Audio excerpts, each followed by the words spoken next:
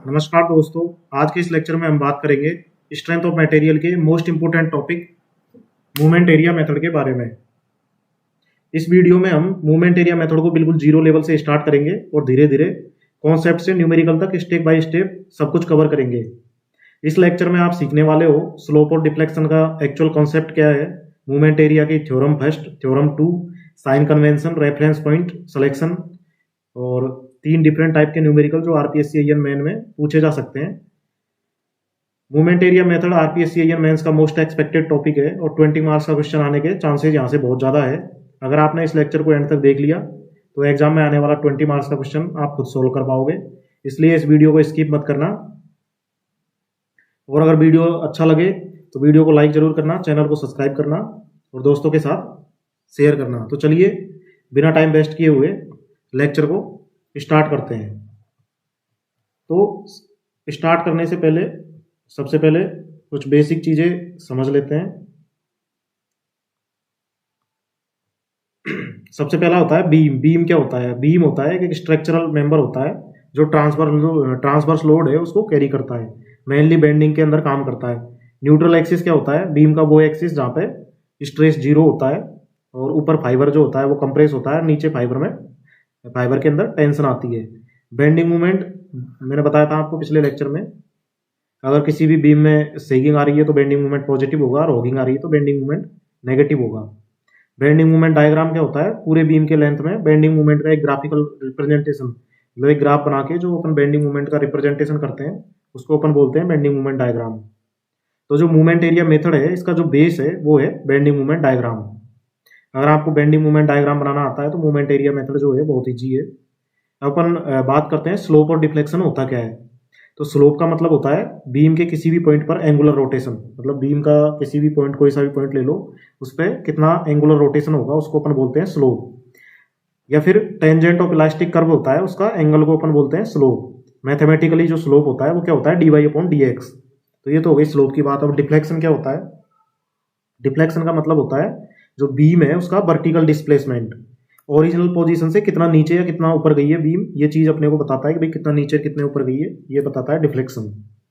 अब elastic curve का क्या कॉन्सेप्ट है? जब बीम पर लोड लगता है तो बीम क्या है? बेंड होती है, तो एक इमेजिनरी कर्व बनता है जिसको अपन बोलते हैं इलास्टिक कर्व। तो जो स्लोप है वो क्या है? इलास्टिक कर्व का इंक्लिनेशन है और जो डिफ्लेक्शन है वो इलास्टिक कर्व का वर्टिकल डिस्टेंस है। अब अपन बात करते हैं मूवमेंट एरिया मेथड। तो मूवमेंट एरिया मेथड का बेसिक आइडिया क्या है? मूवमेंट एरिया मेथड ये मानता है कि जो बीम है उसकी कर्वेचर है वो डायरेक्टली प्रोपोर्शनल होती है किसके? बेंडिंग मूवमेंट के। तो मैथमेटिकली ये होती है M upon E I equal to D square Y upon D X square. तो इस रिलेशन को जब अपन इंटीग्रेट करते हैं तो वहां से 2 थ्योरम निकलती है, बहुत इंपॉर्टेंट थ्योरम है, इसी पे बेस्ड क्वेश्चन होंगे। तो मूवमेंट एरिया थ्योरम 1 जो स्लोप की है और जो मूवमेंट एरिया थ्योरम 2 है वो डिफ्लेक्शन के लिए है। तो ये जो थ्योरम है इनका बेसिक मीनिंग क्या है, क्या इनका कॉन्सेप्ट है, ये आपको पता होना चाहिए। तो सबसे पहले बात करते हैं अपन थ्योरम 1 की, जो मैंने यहाँ पे लिखा है थ्योरम 1। ये क्या होती है? बीम के किसी भी 2 पॉइंट ए और बी के बीच का जो स्लोप का डिफरेंस होता है वो उन दोनों पॉइंट के बीच bending moment diagram upon E I के एरिया के बराबर होता है। सिंपल शब्दों में समझो कि कोई बीम दी हुई है, उसके किसी भी 2 पॉइंट ए और बी मान लिए, उनके बीच का जो स्लोप का डिफरेंस होता है वो उन दोनों पॉइंट्स के बीच में BMD bending movement diagram upon E I के एरिया के बराबर होता है। यही मैंने लिखा है, difference of slope of any 2 point of beam is equal to the 1 upon E I of the area of the bending movement diagram between 2 points. उन दोनों पॉइंट्सों के बीच में जो बेंडिंग मूवमेंट है, बेंडिंग मूवमेंट डायग्राम है, उसके एरिया के बराबर, एरिया के 1 अपॉन ई आई के बराबर उन दोनों पॉइंटों के बीच का स्लोप होता है। तो इसका जो मैथमेटिकली फॉर्म है वो क्या है? Theta B minus theta A equal to 1 upon E I into area of the BMD between B and A. तो इसका फिजिकल मीनिंग क्या है? इसका फिजिकल मीनिंग है कि भाई जितना ज़्यादा बेंडिंग मूवमेंट होगा उतना ज़्यादा कर्वेचर होगी वहाँ पे बीम में और उतना ज़्यादा जो है स्लोप चेंज होगा। तो इसमें कुछ इंपॉर्टेंट ऑब्जर्वेशन है वो देखो आप, कि एक तो ये है कि एरिया हमेशा जो है BMD अपॉन ई आई के लिए लिया जाएगा, मतलब जो BMD अपॉन ई आई है उसी का अपन एरिया लेंगे हमेशा, ये चीज़ आपको याद रखनी है। जो दूसरा इंपॉर्टेंट पॉइंट है वो है कि अगर ए पॉइंट पर स्लोप जीरो है तो थीटा बी क्या हो जाएगा? एरिया अपॉन ई आई। मतलब एक अपने को ऐसा पॉइंट लेना है जिसका स्लोप हमेशा जीरो होगा, मैं अभी आपको आगे बताऊंगा। और इसमें सबसे इंपॉर्टेंट चीज़ है साइन कन्वेंशन, वो भी मैं आपको आगे बताऊंगा। तो ये तो हो गई किसकी? थ्योरम 1 की बात। अब अपन बात करते हैं मूवमेंट एरिया मेथड के थ्योरम 2 की बात, जिसको अपन बोलते हैं डिफ्लेक्शन थ्योरम। ये क्या होती है? डिफ्लेक्शन थ्योरम है, उसका स्टेटमेंट ये है कि भाई बीम के जो दो पॉइंट है ए और बी, उनके बीच का जो डिफ्लेक्शन है उसका डिफरेंस क्या होता है? BMD अपॉन EI के एरिया के मूवमेंट के बराबर होता है। ये आपको ध्यान रखना है। भाई बीम है, उसके अंदर कोई भी दो पॉइंट है, उनके बीच का जो डिफ्लेक्शन है उसका डिफरेंस क्या होगा? BMD अपॉन EI एरिया के मूवमेंट के बराबर। जबकि जो स्लोप है वो क्या होगा? BMD अपॉन EI के एरिया के बराबर। तो इसमें जो मूवमेंट एरिया थ्योरम 2 है, जो डिफ्लेक्शन थ्योरम है, इसमें अपन जो है BMD अपॉन EI के एरिया का मूवमेंट लेते हैं। तो यही मैंने इसमें लिखा है कि difference of deflection of any two point in beam equal to 1 upon EI of movement of area between A and B. दोनों पॉइंटों के बीच में जो एरिया है उसका मूवमेंट के बराबर होता है उन दोनों पॉइंटों के बीच का डिफ्लेक्शन। तो यहाँ से जो इसका मैथमेटिकली फॉर्म है वो क्या हो जाएगा? By B minus by A equal to 1 upon EI into movement of area of BMD between V and A। इसका फिजिकल मीनिंग क्या है? एरिया बताता है कि भाई स्लोप चेंज कहाँ से कहाँ तक हुआ है, और एरिया का जो मूवमेंट है वो बताता है, क्या बताता है? डिफ्लेक्शन। अब सबसे इंपॉर्टेंट चीज़ है इसमें रेफरेंस पॉइंट का सिलेक्शन, बहुत इंपॉर्टेंट चीज़ है। इसी में स्टूडेंट्स ज़्यादातर गलती करते हैं, तो इसका जो बेसिक कॉन्सेप्ट है वो आपको समझना जरूरी है। तो इसका जो नोट के अंदर लिखा है मैंने, जो पहला पॉइंट है, to obtain slope and deflection at any point a reference point so chosen either the slope of that point is 0 और स्लोप इज नोन। इसका मतलब ये है कि अपन to obtain slope and deflection at any point, किसी भी point के लिए जब अपन स्लोप और डिफ्लेक्शन फाइंड आउट कर रहे हैं तो उस केस में अपन एक रेफरेंस पॉइंट सेलेक्ट करते हैं। तो उस रेफरेंस पॉइंट जो है वो इस तरीके से अपने को सिलेक्ट करना है, या तो उसका जो स्लोप है वो 0 हो, और स्लोप कब 0 होता है? जब फिक्स्ड एंड हो। तो या तो जो है जो एक पॉइंट है वो अपने को जो रेफरेंस पॉइंट जिसको बोलते हैं उसको अपने को ऐसे चूज करना है, या तो उसको स्लोप जो है वो 0 हो। तो स्लोप 0 कब होगा? या तो फिक्स्ड एंड हो, या फिर जो स्लोप हो वो ऑलरेडी नोन हो। तो कॉमन जो अपन रेफरेंस पॉइंट लेते हैं जनरली वो क्या लेते हैं? या तो फिक्स्ड एंड लेते हैं कैंटिलीवर का, या फिर सेंटर ऑफ सिमेट्री से अपन जो है रेफरेंस पॉइंट लेते हैं। जो दूसरा इंपॉर्टेंट जो है इसका नोट ये है,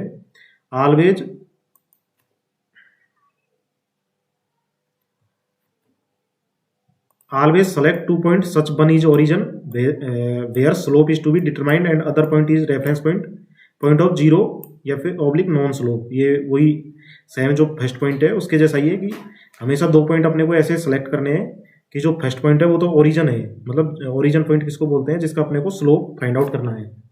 और जो दूसरा पॉइंट है वो रेफरेंस पॉइंट है जिसका स्लोप या तो 0 है या अपने को पता है। और x bar is always taken from non zero slope point. ये सबसे इंपॉर्टेंट चीज़ है। जो अपन मूवमेंट एरिया का जो मूवमेंट लेंगे उसमें जो मूवमेंट अपन कौन से पॉइंट से लेंगे? तो नॉन जीरो स्लोप पॉइंट से लेंगे, जिसका स्लोप है वो 0 नहीं है। उस पॉइंट से ही हम हमेशा जो एरिया का जो मूवमेंट लेंगे, जब अपन डिफ्लेक्शन फाइंड आउट करेंगे उस केस में, अभी बताऊंगा मैं आपको न्यूमेरिकल्स में। तो x bar is always taken from the non zero slope point. Sign convention बहुत इंपॉर्टेंट है। अगर सेगिंग हो रही है तो पॉजिटिव और होगिंग हो रही है तो नेगेटिव।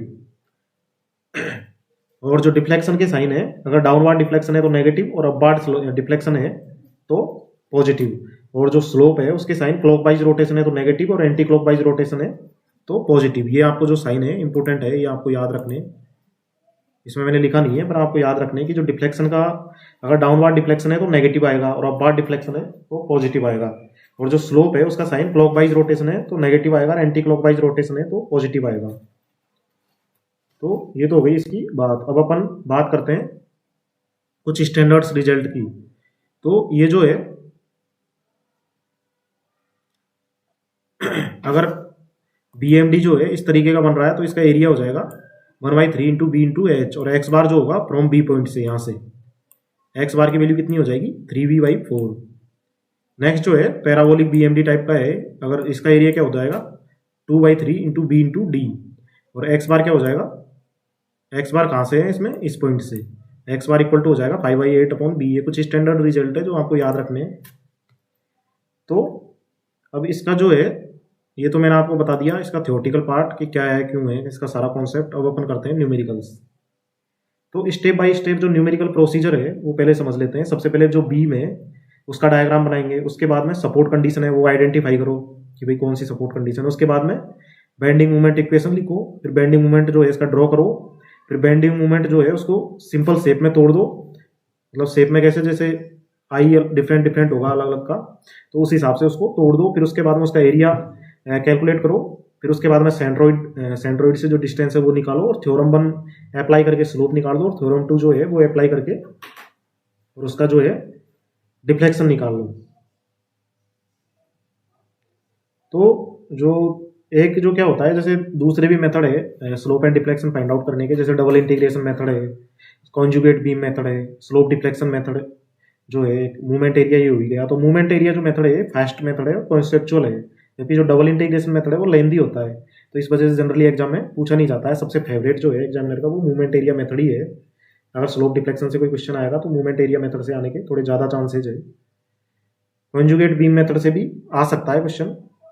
बाकी जो स्ट्रेन एनर्जी मेथड है वहाँ से पिछली बार आया था आरपीएससी 2018 में, और उससे भी आने के चांसेस रहते हैं। बाकी जो डबल इंटीग्रेशन है वहाँ से कम आने के चांसेज है। तो इसका जो बैकबोन हो गया एक तरीके से क्या हो गया, बेंडिंग मूवमेंट डायग्राम। तो ये तो हो गई इसकी बात। अब अपन क्वेश्चनों की तरफ चलते हैं। सबसे पहले लेते हैं question number 1, find slope and deflection at free end B and C. अब अपने को एक स्लोप और डिफ्लेक्शन फाइंड आउट करना है। कहाँ पे फाइंड आउट करना है? एक तो फ्री एंड पे। फ्री एंड कौन सा है? ये वाला जहाँ पे पी लोड लग रहा है, पॉइंट लोड। तो find slope and deflection at free end B and C, और सी पे भी अपने को फाइंड आउट करना है। तो सी कौन सा पॉइंट है? ये मिड वाला। तो इन दोनों पे अपने को जो है स्लोप और डिफ्लेक्शन फाइंड आउट करना है। तो मैंने बताया आपको सबसे पहला स्टेप क्या है इसके अंदर, कि जो है इसका बेंडिंग मूवमेंट डायग्राम ड्रॉ कर दो। तो आपको पता है कि भाई जैसे ही कैंटिलीवर बीम होती है उस पर पॉइंट लोड लगा हुआ होता है एंड पे, तो उस केस में जो है ट्रायंगुलर शेप में बेंडिंग मूवमेंट डायग्राम बनता है। तो जो ट्रायंगुलर शेप में बेंडिंग मूवमेंट डायग्राम बनता है वो न्यूट्रल एक्सिस से नीचे की तरफ बनता है। तो यहाँ पे जो है इसकी वैल्यू नेगेटिव में आती है। तो यहाँ पे जो है इसकी बेंडिंग मूवमेंट डायग्राम की वैल्यू 0 होती है, और यहाँ पे -p/x, जैसे आप यहाँ पे सेक्शन लोगे तो जो है बेंडिंग मूवमेंट एट x के इक्वल टू क्या हो जाएगा, ये क्या होगिंग हो रहा है तो -p/x, तो x की वैल्यू 0 हो जाएगी b पे, तो यहाँ पे तो 0 हो गई, और एट पॉइंट l पे x इक्वल टू l, तो यहाँ पे pl। तो इस तरीके से जो है इसका बेंडिंग मूवमेंट डायग्राम बनता है ये। तो ये बेंडिंग मूवमेंट डायग्राम इसके लिए जो है कुछ स्टैंडर्ड आपको वैसे भी याद होनी चाहिए, क्योंकि ये जो है ये बेंडिंग मूवमेंट डायग्राम पर ये बेस्ड है। स्लोप एंड डिफ्लेक्शन जो फाइंड आउट करते हैं अपन मूवमेंट एरिया मेथड से, ये जो है बेंडिंग मूवमेंट डायग्राम के ऊपर बेस्ड है। तो इसके लिए आपको बेंडिंग मूवमेंट डायग्राम कुछ स्टैंडर्ड रिजल्ट्स के पता होने चाहिए, क्योंकि यहाँ पे निकालने बैठोगे तो आपका टाइम वेस्ट हो जाएगा। इसलिए कुछ, क्योंकि इसमें सिंपल ही आते हैं जनरली, ज़्यादा इतने ट्रिकी नहीं आते, तो आप उनका इजीली बना सकते हो। तो ये यहाँ पे जो है अपने ये ड्रॉ कर लिया। अब इसमें जो बेंडिंग मूवमेंट डायग्राम है उसके बाद में अपन क्या बनाएंगे, bending movement diagram upon EI, मतलब जो बेंडिंग मूवमेंट है इसको EI से डिवाइड कर देंगे। नेक्स्ट स्टेप में मैंने बताया। तो अब अपन जो नेक्स्ट स्टेप ये है, इसके अंदर अपन ने क्या कर दिया, बेंडिंग मूवमेंट है उसको EI से डिवाइड कर दिया। तो यहाँ पे क्या था, PL, तो यहाँ पे क्या हो जाएगा PL/EI। अब जो C पॉइंट है, ये रहा पॉइंट C, इस C पॉइंट पे जो है बेंडिंग मूवमेंट की वैल्यू क्या होगी, ये देखो L डिस्टेंस पे PL है, तो L/2 डिस्टेंस पे क्या हो जाएगी PL/2। तो इसका मतलब है यहाँ पे जो ऑर्डिनेट आएगा बेंडिंग मूवमेंट का, तो क्या आ जाएगा PL/2। तो इसमें EI का डिवाइड करोगे तो क्या हो जाएगा PL/2EI। तो इसीलिए यहाँ पे जो है मैंने यहाँ पे लिखा है PL/2EI। अब मैंने यहाँ पे PL/2EI की वैल्यू क्यों निकाली है, क्योंकि यहाँ पे इस पे जो है इसने C पॉइंट पे भी डिफ्लेक्शन और स्लोप पूछा है, तो अपने को जो है इस पॉइंट का भी ऑर्डिनेट पता होना चाहिए एरिया का।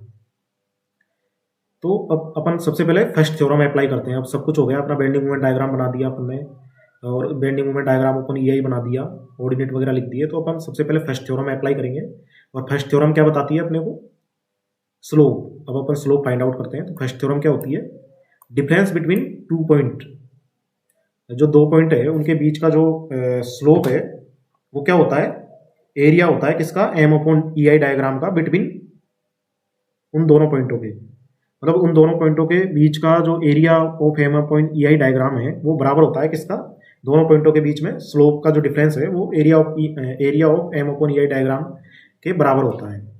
अब यहाँ पे जो है एक रेफरेंस पॉइंट अपने को सेलेक्ट करना पड़ेगा। मैंने बताया था आपको कि एक रेफरेंस पॉइंट सेलेक्ट करते हैं। अब यहाँ पे रेफरेंस पॉइंट कौन सा सेलेक्ट करोगे, या तो जिसका अपने को स्लोप पता हो, या फिर जिसका जो स्लोप है वो 0 हो। तो स्लोप 0 कहाँ पे है, इस पे फिक्स्ड एंड पे। फिक्स्ड एंड कौन सा है, A पॉइंट। तो इसका मतलब है अपन ने थीटा बी माइनस थीटा ए, तो यहाँ पे जो है थीटा ए की वैल्यू क्या हो जाएगी, जीरो। थीटा ए की वैल्यू जीरो हो जाएगी, तो यहाँ पे इसकी वैल्यू जीरो हो जाएगी, तो इसका मतलब थीटा बी की वैल्यू आ जाएगी। और थीटा बी की वैल्यू क्या होती है, मैंने बताया था area of M upon E I diagram between A and B. अब ए एंड बी के बीच में जो है, ये तो पॉइंट हो गया क्या, ए, और ये हो गया बी, तो इसके बीच का अपन एरिया ले लेंगे। अब यहाँ पे क्या है, ट्रायंगुलर बन रहा है, तो ट्रायंगुलर का एरिया क्या होता है, 1/2 इंटू बेस इंटू हाइट। तो अब यहाँ पे क्या है, नेगेटिव है, नीचे की तरफ है जो एरिया है, तो इस वजह से इसकी वैल्यू क्या आएगी, नेगेटिव में आएगी। तो -1/2 इंटू एल क्या हो गया, एल इसका हो गया बेस ये वाला, और पी एल अपॉन ई आई क्या हो गई, इसकी हाइट हो गई। तो ये ट्रायंगुलर का एरिया आ जाए, यहाँ से आ जाएगा, तो यहाँ से जो थीटा बी की वैल्यू आ जाएगी वो आ जाएगी -PL² अपॉन 2EI। तो इसका मतलब क्या हुआ, यहाँ पे क्या है, नेगेटिव वैल्यू आ रही है। अब नेगेटिव वैल्यू का मैंने मतलब आपको क्या बताया था कि अगर जो है स्लोप की वैल्यू नेगेटिव आ रही है, तो इसका मतलब क्या हुआ, इसका मतलब हुआ कि क्लॉकवाइज रोटेशन होगा। अगर जो स्लोप है उसकी वैल्यू नेगेटिव आ जाए तो इसका मतलब क्लॉकवाइज रोटेशन होगा। तो इस चीज़ को आप यहाँ पे भी तो देख सकते हो, ये देखो डायग्राम के अंदर भी आप देख सकते हो, यहाँ पे भी क्लॉकवाइज रोटेशन ही होगा। जैसे यहाँ पे पॉइंट लोड लग रहा है, तो इसकी वजह से जो है इसका रोटेशन होगा वो इस तरीके से ही तो होगा, यूं। तो ये क्या है, क्लॉकवाइज ही तो रहा है, तो क्लॉकवाइज रोटेशन होगा। अगर इसकी वैल्यू जो है नेगेटिव में आ जाएगी तो इसका मतलब है क्लॉकवाइज रोटेशन है, और अगर पॉजिटिव में आ जाती तो एंटी क्लॉकवाइज रोटेशन है। तो ये जो है सिमेट्री, जो साइन कन्वेंशन है, ये आपको पता होनी चाहिए। तो ये तो अपन ने फाइंड आउट कर लिया स्लोप। अब हम फाइंड आउट करते हैं डिफ्लेक्शन। अब डिफ्लेक्शन फाइंड आउट करने के लिए थ्योरम नंबर 2, थ्योरम नंबर 2 क्या कहती है कि भाई दोनों पॉइंटों के बीच का जो डिफ्लेक्शन का डिफरेंस है, एक बार देखो, आप देखो ऊपर, difference of the deflection of any two point in beam is equal to 1/ei of movement of area between A and B। दो पॉइंट है उनके बीच का जो है डिफ्लेक्शन जो होता है उसका डिफरेंस क्या होगा, 1/ei of the movement of the area between A and B. A and B के बीच में, उन दोनों पॉइंटों के बीच में जो 1/ei BMD upon ei diagram है उसका मूवमेंट ऑफ एरिया के बराबर। अब ये मूवमेंट ऑफ एरिया क्या होता है, ये आपको यहाँ से क्लियर हो जाएगा। सेकंड थ्योरम अपन ने अप्लाई कर दी, तो A इंटू एक्स बार ये हो गया इसका मूवमेंट ऑफ द एरिया। अब यहाँ पे एरिया जो है तो अपन पहले ही फाइंड आउट कर चुके हैं, एरिया की वैल्यू क्या है, -PL² अपॉन 2EI। तो यहाँ पे अपन ने रख दी -PL² अपॉन 2EI। अब ये जो एक्स बार है, अब ये एक्स बार का मैंने एक कॉन्सेप्ट आपको बताया था कि भाई एक्स बार जो है वो ऑलवेज मेजर किया जाएगा from non zero slope point, जहाँ पे जो है स्लोप जीरो नहीं हो, उस पॉइंट से हमेशा अपन जो है एक्स बार की वैल्यू फाइंड आउट करते हैं। अब यहाँ पे नॉन जीरो स्लोप पॉइंट कौन सा हो गया, फ्री एंड, क्योंकि फ्री एंड जो है वहाँ पे जो है स्लोप जीरो नहीं है, जबकि जो फिक्स्ड एंड है वहाँ पे तो स्लोप जीरो होता है। तो अब जो ट्रायंगुलर रहता है उसकी जो सेंट्रोइड रहता है, कहाँ से, नॉन जीरो स्लोप पॉइंट क्या हो गया, बी पॉइंट, यहाँ से इसका सेंट्रोइड कितना हो जाएगा, 2L/3, और इधर की तरफ से क्या होता है, L/3, और इधर की तरफ से होता है 2L/3। तो यहाँ पे एक्स बार की वैल्यू कितनी हो गई, 2L/3। तो इस तरीके से जो है बहुत सिंपल है। तो यहाँ पे 2L/3 से मल्टीप्लाई किया तो यहाँ से बाई वी की वैल्यू आ गई -PL³ डिवाइड बाई 3EI। अब इसमें एक चीज देखो आप, इसकी वैल्यू किस में आई है, नेगेटिव में आई है। तो नेगेटिव में आई है तो मतलब जो डिफ्लेक्शन है वो क्या है, डाउनवर्ड है। और आप इस चीज को यहाँ पे भी देख सकते हो डायग्राम में कि भाई यहाँ पे जो लोड लग रहा है तो इसकी वजह से डिफ्लेक्शन तो डाउनवर्ड ही होना है ना, डाउनवर्ड ही होगा डिफ्लेक्शन तो, क्योंकि ये पॉइंट लोड जो है इसको नीचे की तरफ लेकर जाएगा बीम को। ये जो है यहाँ पे आप लिख भी सकते हो डैश करके कि डाउनवर्ड। तो इससे क्या है, एग्जामिनर देखता है कि भैया आपके कॉन्सेप्ट एकदम क्लियर है। अपन फाइंड आउट करते हैं एट पॉइंट सी पे थीटा सी और बाई सी फाइंड आउट करना है। अब जो पॉइंट सी है, थीटा सी माइनस थीटा ए, अब यहाँ पे एक पॉइंट अपने को ऐसा रेफरेंस पॉइंट सेलेक्ट करना है जिसपे जो है जो स्लोप है उसकी वैल्यू जीरो होनी चाहिए या फिर नॉन हो। तो यहाँ पे नॉन जैसा तो कुछ है नहीं, तो जो पॉइंट ए है जो फिक्स्ड एंड है अपन जिसको मान लेते हैं हमेशा, तो इसकी वैल्यू जीरो है। तो theta C minus theta A equal to दोनों पॉइंटों के बीच में area of the M upon EI diagram का एरिया। तो एम अपॉन EI डायग्राम जो है ए और सी पॉइंट के बीच में वो क्या हो जाएगा, अब देखो आप, ए और सी पॉइंट कौन सा है, ए और सी पॉइंट ये रहा। अब यहाँ पे क्या है, ट्रेपेजोइडल बन रहा है, आप देख सकते हो ये ट्रेपेजोइडल बन रहा है। तो इसका एरिया क्या होता है, इसका एरिया होता है, इसका एरिया हो जाएगा PL upon EI plus PL upon 2EI, इन दोनों का एवरेज इंटू लेंथ। लेंथ कितनी है यहाँ पे, L/3। तो ये इसका एरिया हो जाता है ट्रेपेजोइडल का। तो area of M upon EI diagram between A and C, तो इसमें मैंने वही किया है, ये जो दोनों ऑर्डिनेट है इनका एवरेज ले लिया इंटू इसकी लेंथ क्या है, L/2, सॉरी L/2 आएगा इसमें, L/3 नहीं आएगा, क्योंकि अपन जो फाइंड आउट कर रहे हैं वो कहाँ से फाइंड आउट कर रहे हैं, सी पॉइंट से। ये देखो आप इसमें देख सकते हो, ये जो एक्स बार है ये अलग चीज़ है, ये तो यहाँ पे आ रही है, और ये जो है अपन सी पॉइंट पे फाइंड आउट कर रहे हैं, तो सी पॉइंट की डिस्टेंस जो है ए पॉइंट से भी L/2 है और बी पॉइंट से भी L/2 है, मतलब अपने मिड मिड पे फाइंड आउट कर रहे हैं। तो जो मिड है यहाँ तक की डिस्टेंस क्या हो जाएगी, इसका ही तो एरिया फाइंड आउट कर रहे हैं अपन, तो इसका जो एरिया हो जाएगा L/2 इंटू इन दोनों ऑर्डिनेट का एवरेज। तो यहाँ से जो है इसका एरिया आ जाएगा -3/8 इंटू PL² तो माइनस आया, इसका मतलब बताया था मैंने आपको, अगर माइनस आ रहा है तो इसका मतलब क्या है, क्लॉकवाइज रोटेशन है इसका। अब नेक्स्ट अपन चलते हैं किसकी तरफ, Y C minus by A, मतलब जो डिफ्लेक्शन फाइंड आउट करेंगे एट सी पॉइंट पे, Y C minus by A equal to 0। Y A अपन ने ऐसा पॉइंट सेलेक्ट करेंगे रेफरेंस पॉइंट जिसका स्लोप जो है अपने को, सॉरी डिफ्लेक्शन जो है अपने को पता हो, तो ए पॉइंट ही है ऐसा fixed end, Y C minus Y equal to A into X bar. अब यहाँ पे ए जो है ये तो अपन फाइंड आउट कर चुके हैं ऑलरेडी, -3/8 इंटू PL² अब जो है सबसे इंपॉर्टेंट चीज है जो आपको पता होनी चाहिए, यहाँ पे एक कॉन्सेप्ट है, जैसे ये ट्रेपेजोइडल जो रहता है, इसके केस में जो अपन एक्स बार फाइंड आउट करते हैं, एक तो जो है H2 दिया हुआ हो, एक जो है H1। H1 क्या है, कम है, ऑर्डिनेट है, जो इसकी हाइट कम है, और H2 की ज़्यादा है, तो और इसकी विड्थ अपन ने मान ली B, तो जो एक्स बार होगा फ्रॉम H2, ज़्यादा वाली जो हाइट है वहाँ से जो एक्स बार होगा, एक्स बार फ्रॉम H2, इसकी वैल्यू होती है 2H1 plus H2 divide by H1 plus H2 into H/3, और जो एक्स बार होता है फ्रॉम H1, जो H1 से होता है 2H2 plus H1 divide by H1 plus H2 into B/3। तो ये जो है आपको ये कॉन्सेप्ट पता करना है, मैंने इसी का यहाँ पे यूज किया है। तो -3/8 इंटू PL² इंटू, अब यहाँ पे जो है जो एक्स बार फाइंड आउट करना है अपने को, कहाँ से फाइंड आउट करना है, नॉन जीरो, जिसका स्लोप 0 नहीं हो, तो मतलब जो है एक्स बार अपने को कहाँ से फाइंड आउट करना है, वाई सी पॉइंट से। तो सी पॉइंट से जब अपन फाइंड आउट करेंगे, सी पॉइंट क्या है, ये रहा सी पॉइंट, आप इसमें देखो एक बार, ये रहा सी पॉइंट, तो इस सी पॉइंट से अपने को एक्स बार फाइंड आउट करना है, इधर की तरफ, इधर की तरफ अपने को फाइंड आउट करना है एक्स बार। यहाँ पे कौन सा जो है यूज आएगा, ये देखो आप इसमें देखो, सी पॉइंट से फाइंड आउट करता हूँ, इसमें ये आएगा एक्स बार फ्रॉम H1, क्योंकि यहाँ पे जो कम हाइट है उधर की तरफ से अपन फाइंड आउट कर रहे हैं ना, तो H1 से क्या हो जाएगा 2H2 plus H1 divide by H1 plus H2, तो 2H2 मतलब ज़्यादा वाला क्या है, PL/EI। ये देखो आप यार, 2H2 का मतलब है ये वाला 2 इंटू H2, तो H2 की वैल्यू यहाँ पे क्या है, PL/EI plus PL/2EI divide by दोनों का सम, PL/EI प्लस PL/2EI आएगा, यहाँ पे मैंने गलती से PL/EI लिख दिया, इंटू L/2 इंटू क्या है देखो यहाँ पे, इंटू B/3। अब यहाँ पे विड्थ जो है, विड्थ क्या है, विड्थ तो इसकी L/2 ही है ना, पर्टिकुलर इस एरिया का ही तो अपन फाइंड आउट कर रहे हैं, तो इसकी विड्थ तो क्या है, L/2 ही तो है, तो विड्थ का डिवाइड बाई 3, तो विड्थ क्या है, L/2 का डिवाइड बाई 3। तो जब इसको अपन सॉल्व करेंगे तो यहाँ से इसकी वैल्यू जो आएगी वो आ जाएगी -5 डिवाइड बाई 48 इंटू PL/EI। तो इसका मतलब है नेगेटिव आ रही है, तो जो है डिफ्लेक्शन जो है डाउनवर्ड है, तो ये आपको कॉन्सेप्ट याद रखना है। तो ये तो हो गया क्वेश्चन नंबर 1। अब अपन चलते हैं दूसरे क्वेश्चन की तरफ। इसमें क्या है, थोड़ा सा चेंजेज है क्वेश्चन 1 से। इसमें क्या है कि जो आई की वैल्यू है वो चेंज हो रही है, तो इसका क्या इंपैक्ट होता है डायग्राम पे, मोस्ट इंपॉर्टेंट क्वेश्चन है। इसमें मैंने 3 अलग अलग वेराइटी के क्वेश्चन करवाए हैं, तो ये क्या है, क्वेश्चन आपके लिए बहुत इफेक्टिव जो है साबित होंगे, और आप इनसे इजीली कॉन्सेप्ट का पता लगा सकते हो। तो जो क्वेश्चन दिया हुआ है इसमें ए पॉइंट और बी पॉइंट, और सेंटर पे क्या है, सी पॉइंट है। तो जो सी पॉइंट है यहाँ तक तो जो है L/2 डिस्टेंस तक 2i है, और उसके बाद में जो है नेक्स्ट L/2 डिस्टेंस के लिए i है, E/I। मतलब यहाँ पे जो है i जो है यहाँ पे 2i है, और यहाँ पे i की वैल्यू सिर्फ i है, और यहाँ पे जो है एंड पे लोड लग रहा है P, पॉइंट लोड लग रहा है। तो यहाँ पे जो पूछा है क्वेश्चन में, थीटा बी और बाई बी दोनों की अपने को वैल्यू फाइंड आउट करनी है, स्लोप एट बी और डिफ्लेक्शन एट बी दोनों की वैल्यू अपने को फाइंड आउट करनी है।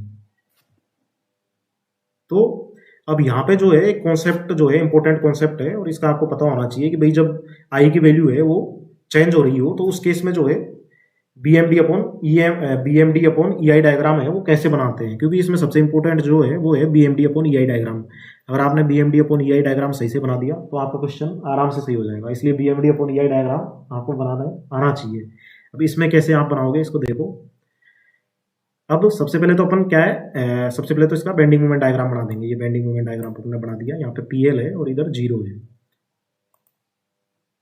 अब यहाँ पे मैंने लिखा है point C when beam CB। अब जो पॉइंट C है यहाँ पे, ये क्या है, ट्रांजिशन पॉइंट है एक तरीके से।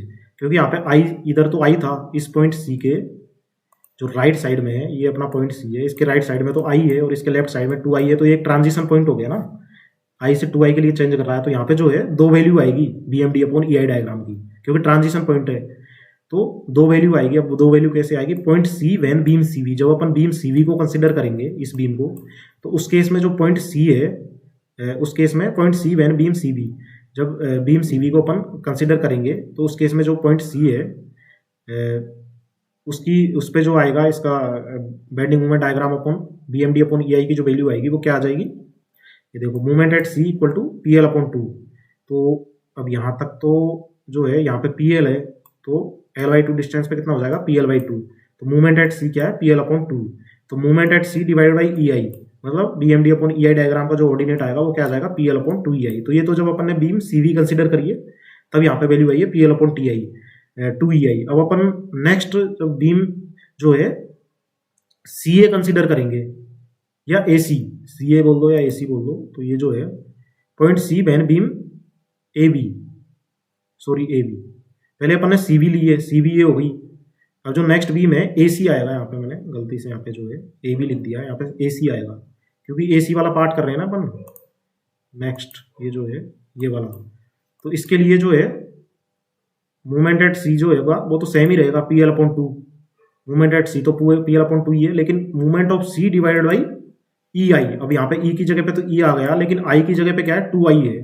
तो 2i PL/2 ऑलरेडी है, तो 2 से 2 मल्टीप्लाई हो जाएगा, तो यहाँ पे क्या आ जाएगी वैल्यू, PL अपॉन 4EI।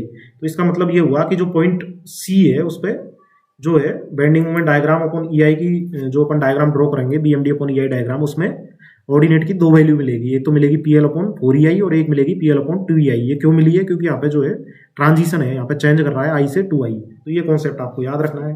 अब आगे तो सिंपल है, theta B minus theta A, इन्हीं दो पॉइंटों के बीच का जो स्लोप होता है वो उन दोनों पॉइंटों के बीच का area of M upon EI diagram है उसका एरिया के बराबर होता है। तो M अपॉन EI डायग्राम क्या हो जाएगा, इसमें अपन इसको 3 पार्ट में डिवाइड कर देंगे।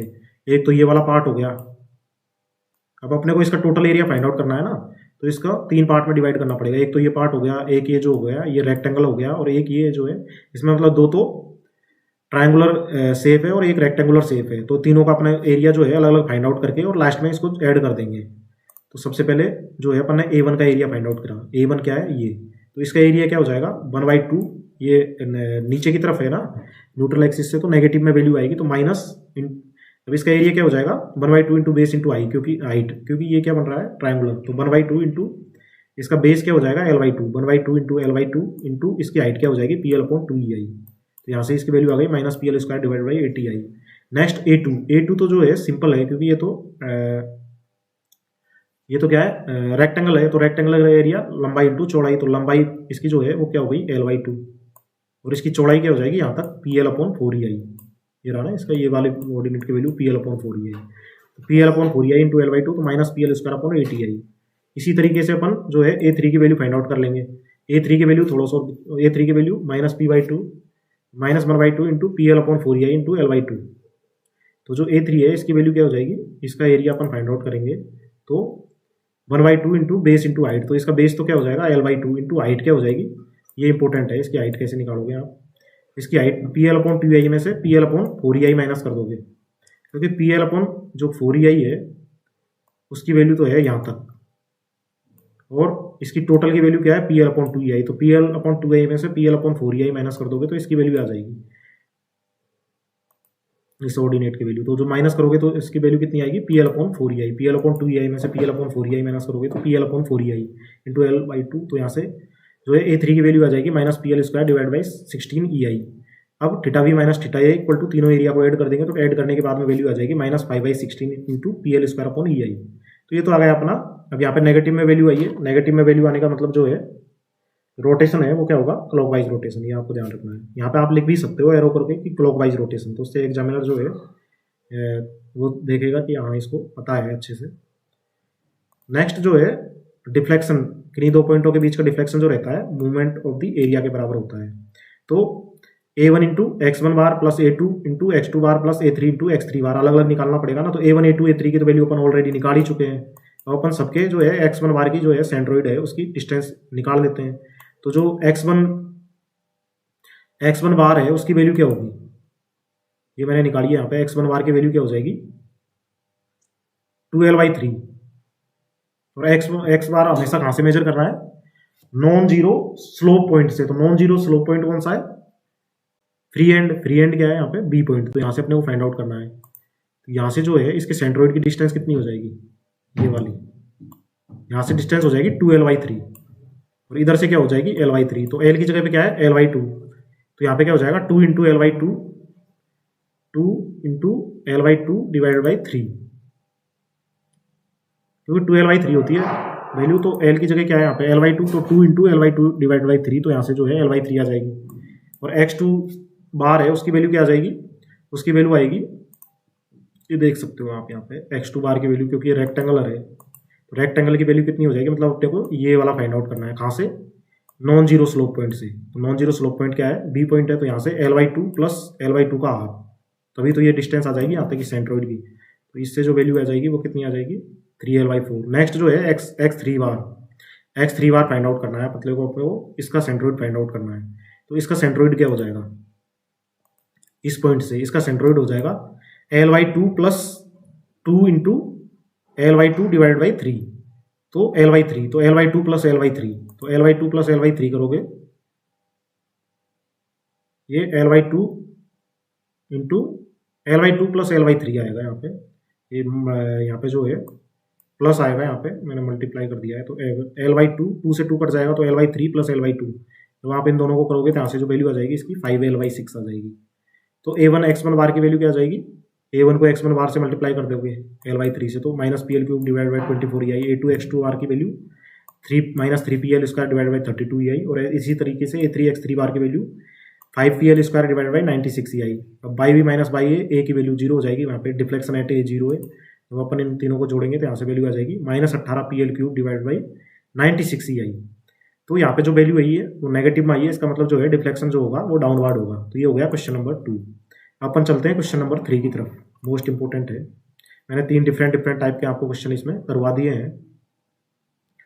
तो इसमें क्या है कि 2 पॉइंट लोड लगे हुए हैं। जो पहला पॉइंट लोड है वो फिक्स्ड एंड से एल डिस्टेंस पे है, दूसरा जो है इस पॉइंट लोड से एल डिस्टेंस पे है। और यहाँ पे जो है ए सी बी 3 पॉइंट है, और यहाँ पे जो है आई जो है यहाँ पे जो स्पान सी बी है उसके लिए आई है और इसके लिए 2ei है। तो यहाँ पे सबसे पहले अपन जो है डायग्राम ड्रॉ करेंगे। तो बेंडिंग मोमेंट डायग्राम इसका क्या होता है 3pl इंटू, यहाँ तक तो क्या हो जाएगा p इंटू एल। तो यहाँ पे तो जो ऑर्डिनेट आ जाएगा वो आ जाएगा p इंटू एल, और यहाँ पे p into L plus p into L. तो यहाँ पे जो इसका ऑर्डिनेट आएगा वो क्या आ जाएगा 3pl।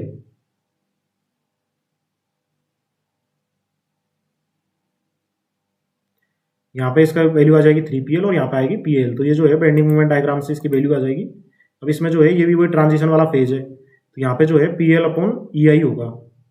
अब यहाँ पे जो है 2 वैल्यू आएगी सी पॉइंट पे, एक तो pl/ei और एक चेंज हो रहा है आई की वैल्यू 2i। एक तो ei है और एक है 2ei। तो इसका मतलब pl/ei और pl/2ei 2 वैल्यू आएगी। pl/ei और pl/2ei, यहाँ पे ट्रांजिशन फेज है ना, तो 2 वैल्यू आ जाएगी। तो इस ट्रांजिशन फेज का आपको स्पेशली ध्यान रखना है। और जो यहाँ पे वैल्यू आएगी जी वो कितनी आ जाएगी 3pl जो स्पान जो है ये वाला, इस स्पान के लिए जो वैल्यू है ए सी स्पान के लिए जो है इसकी 2ei है। तो 3pl/2ei करोगे तो 1.5pl/ei। वही जो बी पॉइंट पे फाइंड आउट करना है theta B minus theta A equal to, इसका एरिया क्या हो जाएगा 1/2 इंटू pl/ei इंटू, इसका एरिया हो जाएगा 1/2 into pl divide by ei into L. और जो नेक्स्ट है इसका एरिया हो जाएगा l into pl/2ei, l into pl/2ei। और जो नेक्स्ट एरिया हो जाएगा इस ट्रायंगुलर का ये क्या हो जाएगा 1.5pl/ei में से pl/ei गए तो 0.5pl/ei। तो यही मैंने यहाँ पे लिखा है 1/2 into L into pl/ei। Sorry यहाँ पे pl/2ei है। तो pl/2ei का मतलब हो गया 0.5pl/ei। तो 1.5pl/ei में से मतलब इस वाले ऑर्डिनेट में से अपन जब ये वाला ऑर्डिनेट घटा देंगे तभी तो इस ऑर्डिनेट की वैल्यू आएगी ना। तो ये जो ट्रायंगुलर है इसका एरिया लिखना है अपने को इसका। तो इसकी वैल्यू क्या हो जाएगी, ये हो जाएगा 1pl/ei इंटू इसकी लेंथ कितनी है l। तो यही मैंने यहाँ पे लिखा है pl 1/2 into L into P L upon E I, तो यहाँ से जो रोटेशन आ जाएगा इसका ये भी नेगेटिव में आएगा, मतलब clock wise -3 PL² divide by 2 ई आई। आपने वो वही नेक्स्ट फाइंड आउट करना है क्या, डिफ्लेक्शन एट बी। तो डिफ्लेक्शन का भी वही सेम क्राइटेरिया जो मैंने बताया था, इससे पहले वाला क्वेश्चन था वही। तो इसमें PL²/2EI, A1 क्या हो जाएगा PL²/2EI ये रहा, और इसका सेंट्रोइड क्या हो जाएगा यहाँ से 2L/3, क्योंकि यहाँ पे L है, पिछले वाले में L/2 था, तो 2L/3। और जो ये वाला एरिया है A2, इसकी वैल्यू क्या है PL²/2EI, तो इसका सेंट्रोइड क्या हो जाएगा इस पॉइंट से L + L/2, और इसका जो सेंट्रोइड है इसका क्या हो जाएगा L + 2/3 इंटू एल, क्योंकि यहाँ पे जो है ये ट्रायंगुलर बन रहा है, तो इसका इधर की तरफ से क्या होता है 2/3 इंटू एल। यहाँ पे बाई बी की वैल्यू आ जाएगी, वो आ जाएगी -23 divided by 12 into PL³ EI। तो इसमें मैंने क्या है 3 डिफरेंट टाइप के आपको न्यूमेरिकल्स करवा दिए, पूरा कॉन्सेप्ट क्लियर करवा दिया। आई होप आपके समझ में आया होगा। अगर आपने वीडियो पूरा देखा होगा तो आपको मूवमेंट ऑफ एरिया मेथड जो है ईजी लगेगा, और आप इससे रिलेटेड सारे क्वेश्चन जो है एग्जाम में कर पाओगे। अगर आपको वीडियो अच्छा लगा हो तो वीडियो को लाइक करें, चैनल को सब्सक्राइब करें और दोस्तों के साथ शेयर जरूर करें। Thank you very much.